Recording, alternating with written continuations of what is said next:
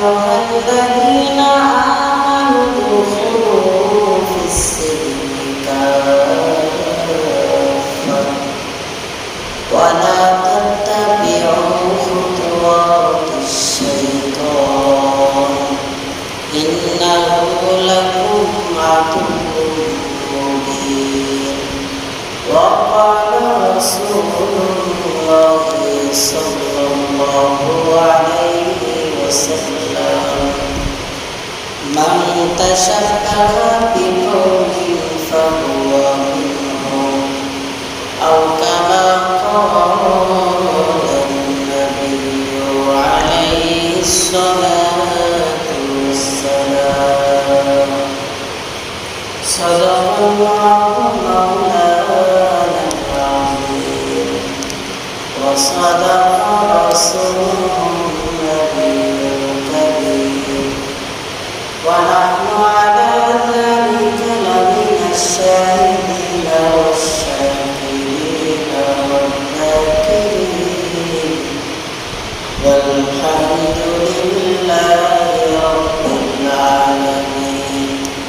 وقال تعالى في شان حبيبه ومحبوبه ومعشوقه إن الله وملائكته يصلون على النبي يا أيها الذين آمنوا صلوا عليه وسلموا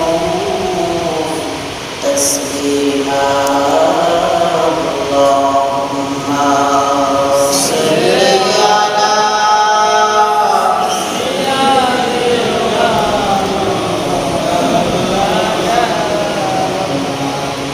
وعلى آل سيدنا مولانا محمد يا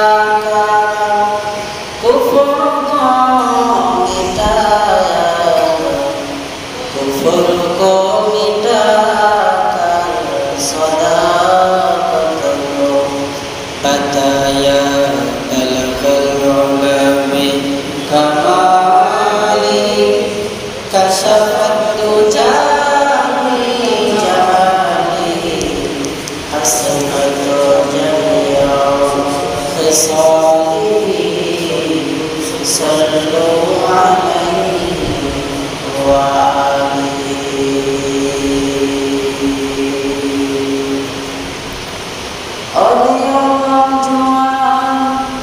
তোমরা তো মুসলমান, ওরে নওজোয়ান তোমরা তো মুসলমান, তবুও গাও কেন ভিনদেশীদের গান? ও মুসলমান, তোমাকে গাইতে হবে আল কোরআনের গান। ও মুসলমান, তোমাকে গাইতে হবে আল কোরআনের গান। আলহামদুলিল্লাহ, সৃষ্টির মহান স্রষ্টা দয়াময় আল্লাহ পাকের দরবারে লাখ কোটি শুকর ও সুজুদ যে মহান অভিযান করিলেন আমাদেরকে দুনিয়ার সমস্ত ঝামেলা থেকে ফারাক করে আল্লাহ পাকের কুদরতি কদমে সিজদা দিয়ে ধন্য হওয়ার লক্ষ্যে আল্লাহর ঘর মসজিদে আসা উৎসব তৌফিক দান করেছেন।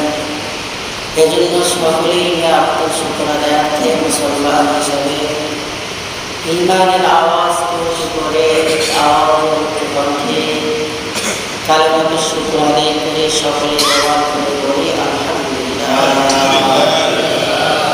অতঃপর দেওয়া আমাদের হেদায়েতের জন্য, মুক্তির জন্য যুগে যুগে লক্ষাধিক নবী রাসূল পাঠিয়েছিলেন। তাদের মধ্যে আমার আপনার নবী সর্বশ্রেষ্ঠ নবী, যিনি দুজাহানের সরদার, মানবতার মুক্তির দিশারি, সাইয়্যিদুল মুরসালিন, রাহমাতুল লিল আলামিন, খাতামুন নবিয়্যিন, নবী মুহাম্মদ মুস্তাফা শফিউল সাল্লাল্লাহু আলাইহি ওয়াসাল্লাম। মুহতারাম সামিঈন, কোরআনুল কারীমের সর্ববৃহৎ সূরা সূরাতুল বাকারা থেকে 209 আয়াত কারিমা তেলাওয়াত করেছি। নবীজি সাল্লাল্লাহু আলাইহি ওয়াসাল্লামের অসংখ্য অগণিত নির্বাণী হাদিসের ভান্ডারের মধ্যে থেকে আবু দাউদ শরীফ থেকে 4030 নং হাদিস পাঠ করেছেন। তেলাওয়াত হাদিসকে সামনে রেখে সময়ের সংক্ষিপ্ত পরিসরে কিছু কথা বলার চেষ্টা করা হবে ইনশাআল্লাহ। তেলাওয়াতকৃত আয়াতের মধ্যে আল্লাহ পাক রব্বুল আলামিন বলেন, ইয়া আইয়ুহাল্লাযীনা আমানু, ওহে ঈমানদারগণ, উদখুলু ফিস-সিলমি কাফা, তোমরা প্রবেশ করো, দাখিল হও, ফিস-সিলমি কাফা, পরিপূর্ণভাবে ইসলামের মধ্যে। আল্লাহ পাক বলেন, ঈমানদার তোমরা ইসলামের মধ্যে পরিপূর্ণ প্রবেশ করো, পরিপূর্ণ দাখিল হয়ে যাও।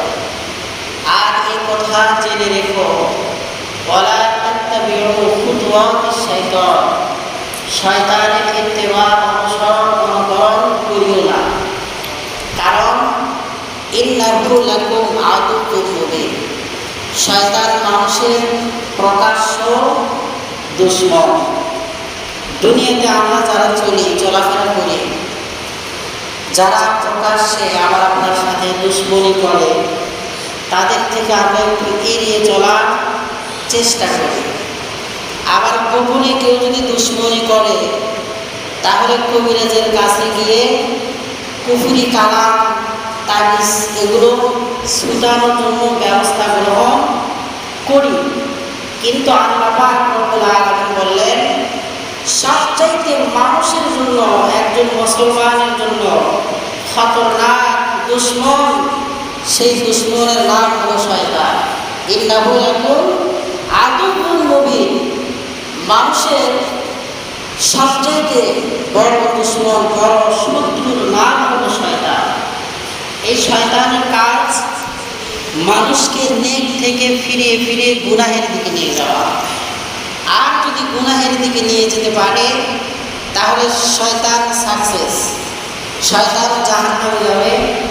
শয়তান চায় যে আমার অনুসারী যারা, আমি একা একাই জাহান্নামে থাকতে চাই না, আমি বনি আদমের মধ্য থেকে তাদেরকে নিয়ে নিয়ে জাহান্নামে তাদের সঙ্গেই থাকতে চায়। তা আল্লাহ পাক রব্বুল আলামিন এজন্য আগেই কোরআনের মধ্যে জানিয়ে দিলেন যে মানুষের প্রকাশ্য দুশমন হল শয়তান। শয়তান থেকে আমাদের দূরে থাকতে হবে। শয়তানের মধ্যে মানুষ শয়তান থাকতে পারে। মানুষ তার উপরে সে মানুষ দেখা যায় মানুষ, কিন্তু ভেতরটা তার শয়তান দিয়ে ভরা। জিনদের মধ্যে অনেক ভালো ভালো জিন আছে। সাহাবী জিন এখনো জিন্দা আছে, কথা বলে। সাহাবী জিন এখনো জিন্দা আছে, এখনো সাহাবী জিন জিন্দা আছে। তারপর 2500-3000 বছর আছে। যখন চকসূত্রপুর পড়েছি, তা আমার ওস্তাদের সমস্যা ছিল, তো চট্টগ্রাম গিয়েছে। যাওয়ার পরে উনি এসে বললেন যে একজন সাহাবী জিন দ্বারা তার তদবির করা হয়েছে। তাকে বলা হয়েছে, নবীজিকে দেখেছ? হ্যাঁ, আমি নবীজিকে আমার স্বচক্ষে দেখেছি। তো এই জিনদের মধ্যে ভালো আছে, সাহাবী জিন আছে, আবার জিনদের মধ্যে খারাপ জিনও আছে। তো মানুষের মধ্যে মানুষের লেবাস উপরে ঠিকই আছে, ভেতরে শয়তানি দিয়ে ভরা। জিনদের মধ্যেও ভালো জিন আছে, কিন্তু ভেতরে শয়তানি ভরা। হার কিসিমের শয়তানি থেকে আউযু বিল্লাহি মিনাশ শাইতানির রাজিম, মানে কি? আমি বিতাড়িত শয়তান থেকে। কি তাড়িত? কথা বলা কি? বিতাড়িত মানে যত প্রকারের শয়তান আছে, শয়তান যত প্রকার শয়তানি আছে, বিতাড়িত শয়তান থেকে মিনাশ শাইতানির রাজিম, আল্লাহ পাকের কাছে আমি আশ্রয় চাইতেছি। তো যাই হোক, যে কথা থেকে আসলাম, আল্লাহ পাক বললেন পরিপূর্ণভাবে ইসলামের মধ্যে দাখিল হও, শয়তানের ইত্তেবা অনুসরণ করিও না, কারণ শয়তান মানুষের প্রকাশ্য দুশমন। শয়তানের সঙ্গে আমাদের দুশ্মনী, মানুষ ইবাদত করবে জান্নাতে যাবে, শয়তান ইবাদত করবে না জাহান্নামে যাবে। শয়তান বলে আমিও জাহান্নামে যাব, বনি আদমকে নিয়ে নিয়ে জাহান্নামে যাব। কারণ শয়তান আমার মূল মাকসাদ, জাহান্নামে যাওয়া মূল মাকসাদই হলো মানুষ। মূল মাকসাদ কি? মুআল্লিমুল মালায়েকা, শয়তান ছিল ফেরেশতাদের শিক্ষক, ফেরেশতাদের শিক্ষক মুআল্লিম। এই ফেরেশতাদের শিক্ষক থেকে শয়তান আল্লাহ পাকের কুদরতি কদমে সিজদা করেছিল, কাউকে দেখাবার জন্য নয়, খালিস দিলি। আল্লাহ পাকের জমিনের এমন কোনো জায়গা নাই যেখানে শয়তান সিজদা লাগায় না। এত ইবাদত, শয়তানের একটা নাম ছিল আবেদ, যার চাইতে বড় ইবাদত করানোওয়ালা কেউ আর নাই।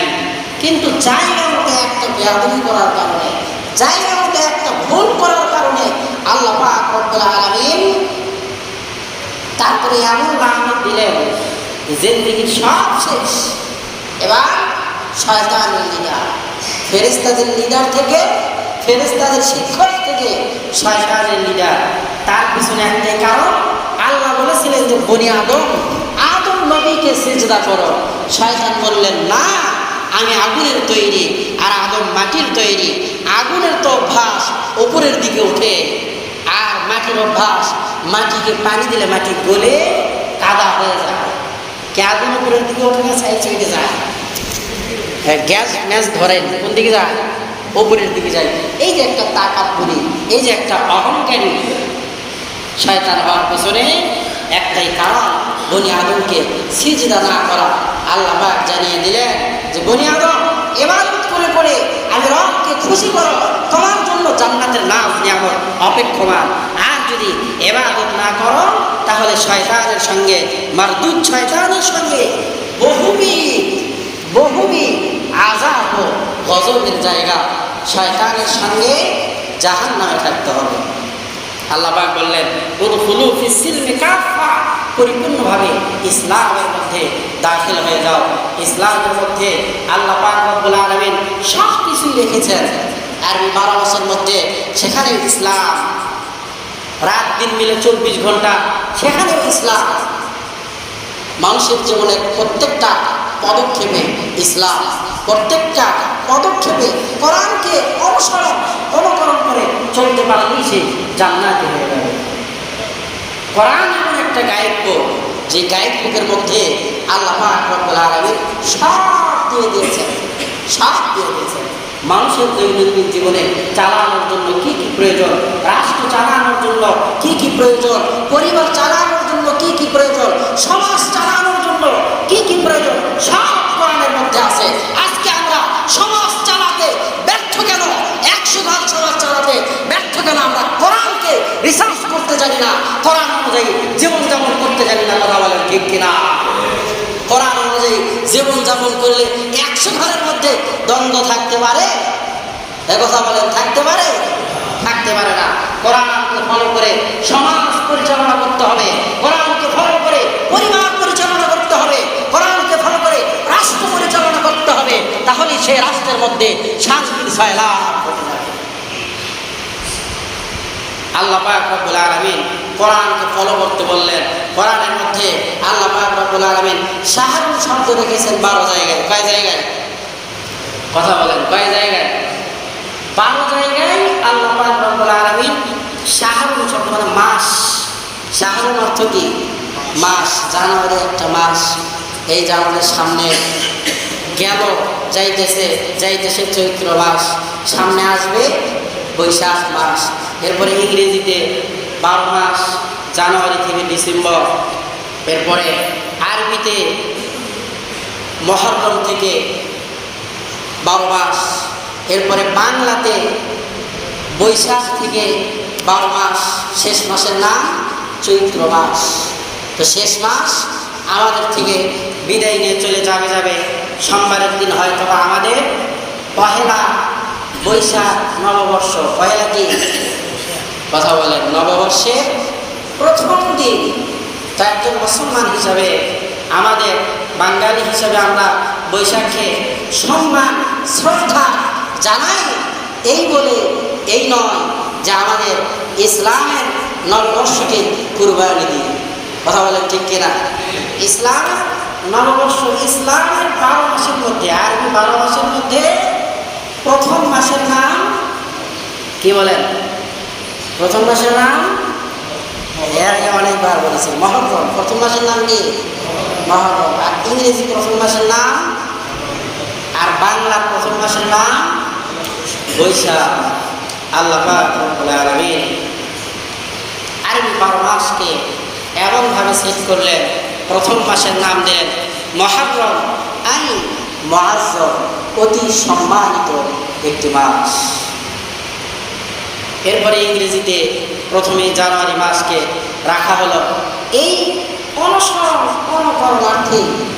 জানুস থেকে জানুয়ারি, জানুস থেকে কি কথা বলেন? জানুস থেকে জানুয়ারি। রোম মুশরিকরা তারা এই 12টার আগ পর্যন্ত, আমরা 31st নাইট পালন করি কিনা? কথা বলেন, পালন করি না? করি, অনেকেই পালন করি। গ্রামগঞ্জে একটু কমই হয়, শহর বন্দরে একেবারেই অবস্থা খারাপ। তো তারা জানুস থেকে জানুয়ারিকে প্রথম নামে নামকরণ করে।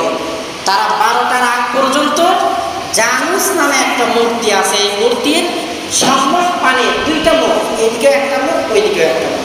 তারা 12টার আগ মুহূর্ত পর্যন্ত শান্তের মুখে পূজা করতে থাকে। আর 12টা যখন পার হয়ে যায়, 12টা 1 বাজে, তখন তারা ফিরিয়া ভিন্ন মুখে পূজা করতে থাকে। আর মনে করে যে আগামী পুরা একটি বছরের মঙ্গল, আগামী পুরা একটি বছরের সমস্ত তকদির ভালো মন্দ আমাদেরকে জানুস মূর্তি দেয়। কোন মূর্তি দেয়? রোমান মুশরিকদের এটা একটা ধ্যান ধারণা। সেখান থেকে তারা ইংরেজি 12 মাসের প্রথম মাসকে জানুস থেকেই জানুয়ারিতে নামকরণ করেছে। তারা বলে যে জানুস মূর্তি আমাদের পূর্বের মানে যে মাসটা অতিবাহিত হয়ে গেল, যেই বছরটা অতিবাহিত হয়ে গেল, তারা 12টার আগ মুহূর্ত পর্যন্ত এই মুখে পূজা করে। আর বলে যে আমাদের দেব, আমাদের দেবী, আপনি আমাদের পুরা বছরের সমস্ত মঙ্গলগুলোকে কবুল করে নেন, আর সমস্ত খারাপিগুলো থেকে আমাদেরকে হেফাজত করেন। আর সামনে গিয়ে 12টার পরে পূজা করা শুরু করে, আর বলে আগামী 1 বছরের মঙ্গল আমাদেরকে দান করুন। এই হলো ইংরেজির প্রথম মাসের 31st নাইটের কথা। তাহলে এটা কোনো মুসলমান পালন করতে পারে? কথা বলেন, পালন করতে পারে? তো এবার আসে বাংলার প্রথম মাস বৈশাখ। বাদশাহ আকবর দিল্লিতে চাষিদের থেকে খাজনা আদায়ের সুবিধার্থে বাংলাতে 12টি মাস গণনা শুরু করেছিল বাদশাহ আকবরের আমল থেকে। সেই আমল থেকে আস্তে আস্তে এখন আমাদের বাঙালি জাতি আমরা এখন মঙ্গল শোভাযাত্রা করি বৈশাখের প্রথম তারিখে। এটা মূলত মুসলমানের কোনো সংস্কৃতি নয়। মঙ্গল শোভাযাত্রা করি পেশা, তারপরে হাতি, এরপরে বিভিন্ন মূর্তি থেকে মঙ্গল আসে। মঙ্গল আসে সিজদার মাধ্যমে, মঙ্গল আসে কোরআন কারীমের তেলাওয়াতের মাধ্যমে, মঙ্গল আসে রোজার মাধ্যমে, মঙ্গল আসে হজ যাকাত দান সাদাকার মাধ্যমে। মঙ্গলের পেশার পিছনে ঘুরে কোনো মুসলমান মঙ্গল খুঁজতে পারে না। কথা বলেন ঠিক কিনা? হিন্দুরা লক্ষ্মী দেবীকে তারা দেবী মানে। এই লক্ষ্মী দেবীর প্রধান যে বাহন ছিল, সেই বাহনটা হলো পেশা। এরা এবার লক্ষ্মী দেবীকে তো কোন বাহনে উঠাইতে হবে, এবার এই পেশার বাহনে উঠাইয়া ওই পেশাকে মানুষ নামক এত সম্মান একটা জাতিকে তারা এই পশুর সঙ্গে তুলনা করেছেন। অথচ আল্লাহ পাক রব্বুল আলামিন সূরা নূরের মধ্যে বলেছেন যে ওয়ালাকাদ খালাকনাল ইনসানা মিন সুলালাতিন মিন তিন। আল্লাহ পাক রব্বুল আলামিন মানুষ এবং পেশাকে আলাদা রং, আলাদা ভাষা দিয়ে সৃষ্টি করেছেন। শুধুমাত্র মানুষকে ভিন্ন ভাষা দিয়ে সৃষ্টি করেছেন। আমেরিকার মানুষের ভাষা, মালয়েশিয়ার মানুষের ভাষা, সৌদি আরবের মানুষের ভাষা, বাঙালির ভাষা এক। কথা বলেন এক নাকি? কিন্তু বাঙালিতে বাংলাদেশে যে পেশা বসবাস করে, বাংলাদেশে যে কুকুর বসবাস করে, বাংলাদেশে যে গরু থাকে সেও ভেড়া বলে, সৌদি আরবে যে গরু থাকে সেও ভ্যাই বলে, হাম্বাই বলে। সমস্ত পশু পাখির ভাষা গোটা দুনিয়ার মধ্যে এক। শুধুমাত্র একটি জাতি মানুষ আল্লাহ পাক রব্বুল আলামিন তাদের ভাষাকেই আলাদা রঙে সাজিয়েছেন। তো মানুষের মঙ্গল না হয় খুঁজলেন, তো মানুষ যদি মঙ্গল খোঁজে তো মানুষের সঙ্গে আমরা না হয় বাঙালি চেতনার মানুষ, তো পেশাও কি বাঙালি চেতনার মানুষ? পেশাও কি বাঙালি চেতনার ওই পশু? না, পেশা আল্লাহ পাকের পক্ষ থেকে পুরো বিশ্বের মধ্যে যত পশু পাখি আছে সবার ভাষা একই রকম। তো এই মঙ্গল শোভাযাত্রা এটা হিন্দুদের দ্বারাই সম্ভব। কোনো মুসলমান সেখানে যদি মঙ্গল খুঁজতে যায় তাহলে আমরা বলবো সে বড় জাহালত আর নাদান আর মূর্খতার মধ্যে আছে। কথা বলেন ঠিক কিনা? কোনো মুসলমান এই পহেলা নববর্ষের দিন মঙ্গল খুঁজতে পেশার পিছনে পিছনে আর লক্ষ্মী দেবীর পিছনে পিছনে ঘুরতে পারে না। লক্ষ্মী দেবীর তো মানে সন্তানও ছিল না, মহিলা সন্তান ছিল কিন্তু পুরুষ সন্তান ছিল না। মহিলা ছিল সন্তান ছিল, তার 6টা মেয়ে ছিল কিন্তু তার পুরুষ নামক কোনো সন্তানই ছিল না। আজকে বাঙালি এমন পাগলের পাগল, লক্ষ্মী দেবীর পিছনে পিছনে পিছনে পিছনে। আমরা বাঙালি পুরুষরাও ছুটি, মহিলারা ছুটলে না হয় একটু বোঝ দিতাম যে তার অরস থেকে 6টা মহিলা হয়েছে, তার অরস থেকেই না হয় তারা। কিন্তু আমরা পুরুষেরা কোন কায়দায় সেই মিছিলে যোগদান করি? আমাদের দেমাগেই তো ঢোকে না। কথা বলেন ঠিক কিনা? না, আসো আল্লাহ পাক রব্বুল আলামিন আমাদেরকে সমস্ত কুসংস্কার থেকে আল্লাহ পাক আমাদেরকে কুদরতি হাত দ্বারা হেফাজত করেন। সকলেই বলে আমিন। ওয়া আখিরু দাওয়ানা আলহামদুলিল্লাহি রাব্বিল আলামিন।